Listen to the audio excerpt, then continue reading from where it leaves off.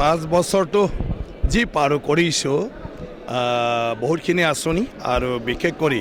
ডাঙৰ আঁচনি বুলি ক'লে 167 কোটি টকাৰ আমাৰ ৱাটাৰ ছাপ্লাই স্কিম যেটো ভূটানৰ দাঁতি কাষৰীয়া অঞ্চল ডিমাকুছিৰ পৰা উত্তৰ পাৰে বা শুক্লাৰ উত্তৰ পাৰে ইয়াত 25,000 মানে ফেমিলিক আমি পানী দিব পাৰিলোঁ হেতুৱেদি ইয়াৰ বাদেও আমি তিনিটা ডাঙৰ ৰাস্তা কৰিলোঁ যেটো ওদালগুৰি বেংবাৰীৰ পৰা টংলা ভেৰগাঁও নাওকাটা এইটো 125 কোটি আৰু এটা আপোনাৰ বগামাটিৰ পৰা খাগৰাবাৰী হৈ শুক্লায়ৰ দলং ভেৰগাঁওলৈকে এইটো 135 কোটি আৰু এটা আন্ধেৰিঘাটৰ পৰা এতিয়া খৈৰাবাৰী ভেৰগাঁও হৈ ডিমাকুছিলৈকে এইটো আপোনাৰ 95 মানে কোটি টকাৰ এইটো আঁচনি অলৰেডি হৈ গ'ল ষ্টেডিয়াম আমাৰ ডিমাকুছি সম্পূৰ্ণ হৈ গ'ল ইনডোৰ ষ্টেডিয়াম আৰু এটা আউটডোৰ ষ্টেডিয়াম গেলাৰী সহ আৰু এটা ভেৰগাঁৱৰ 14 কোটি টকাৰ ষ্টেডিয়াম হৈ গৈছে চেংচন খাগৰাবাৰীত ইনডোৰ ষ্টেডিয়াম এটা অলৰেডি হৈ আছে তো মডেল কলেজ এখন আমি পাবলৈ সক্ষম হ'লোঁ আমাৰ টংলাত আইবি নতুনকৈ আমি কৰিলোঁ বহুত মানে বিচনাযুক্ত ইয়াৰ পিছত 100 বিচনাযুক্ত মেডিকেল বনাই আছে টংলাত আৰু তাৰ বাদেও অমৃত আঁচনিৰ জৰিয়তে আমাৰ 37 কোটি টকাৰ আমি টংলাত পানী যোগান আঁচনি কৰিলোঁ আৰু মানে টংলা কলেজতো আমি 10 কোটি টকা পাবলৈ সক্ষম হ'লোঁ তাৰ বাদেও 2 কোটি 1 কোটি 3 কোটি বা 10-15 কোটি টকাৰ বিভিন্ন ৰাস্তা পদূলি বিভিন্ন আন্তঃগাঁথনি কৰা হৈছে বাগানত 3খন স্কুল আমি পাইছিলোঁ মডেল স্কুল ইয়াৰে এখন অলৰেডি সম্পূৰ্ণ হ'ল দুখন প্ৰায় সম্পূৰ্ণ হোৱাৰ পথত বাদলাপাৰাটো সম্পূৰ্ণ হ'ল আমাৰ 12খন বাগানত 12টা প্ৰভু জগন্নাথ আমি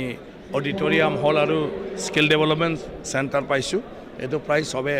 আমাৰ হৈ গৈছে মততে বহুত তেনেকুৱা ধৰণৰ আঁচনি কৰিবলৈ সক্ষম হৈছে টোটেল আমাৰ মানে নৰ্মেল আঁচনিটো আছেই আমাৰ তাৰ বাদেও স্পেচিয়েলি মই আনা মানে আঁচনিৰ টকাটো হ'ল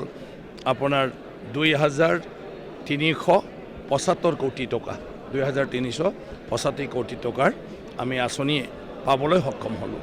সেইটোতো মোৰ হিচাপত নাই ইমানখিনি ৰাস্তা সেইবিলাক PWD ইঞ্জিনিয়াৰ তাত থাকিব গতিকে যি পাৰোঁ মই মানে কৰিছোঁ মোৰ 5 বছৰ ৰাইজে মোক ভোট দিছে মই বিধায়ক হৈছিলোঁ ইয়াৰ পিছত অধ্যক্ষ হ'লোঁ এয়া মোৰ দায়িত্ব ৰাইজক প্ৰতিদান হিচাপে মানে কাম কৰি দিয়াটো গতিকে এইখিনিয়ে মই এই 5 বছৰ মানে যিটো সময় পালোঁ এই 5 বছৰত এইখিনি কামে মই কৰিছোঁ যিটো ৰিপৰ্ট কাৰ্ড হিচাপে ছপাই পালে আজি আমি এইটো মুকলি কৰিছোঁ আৰু চবকে বিলাই দিছোঁ আৰু সমস্ত ৰাইজে সেইটো পাই যাব কটিয়ানটো মেইনটো যোগাযোগ আৰু ভাল লগা বুলি ক'লে আমাৰ ভূটান দাঁতি কাষৰীয়া অঞ্চলবিলাকত ৰাজাগড়ৰ পৰা ননাইখুটিলৈকে খোৱা পানী বহুত প্ৰব্লেম আছিল যে পানী নহ'লে কি অৱস্থা হয় আজি তাত বিনা পইচাত পানী দিবলৈ সক্ষম হ'লোঁ য'ত কাৰেণ্ট নালাগে ভূটানৰ পৰা পানীটো আনি পালে ছাপ্লাই কৰা হৈছে যিটো 167 কোটি টকা আমাৰ খৰচা হৈছে গতিকে এইটো ভাল লগা কাম বাকী স্কুলবিলাক কৰিছোঁ আমি 6-7খন মানে কলেজ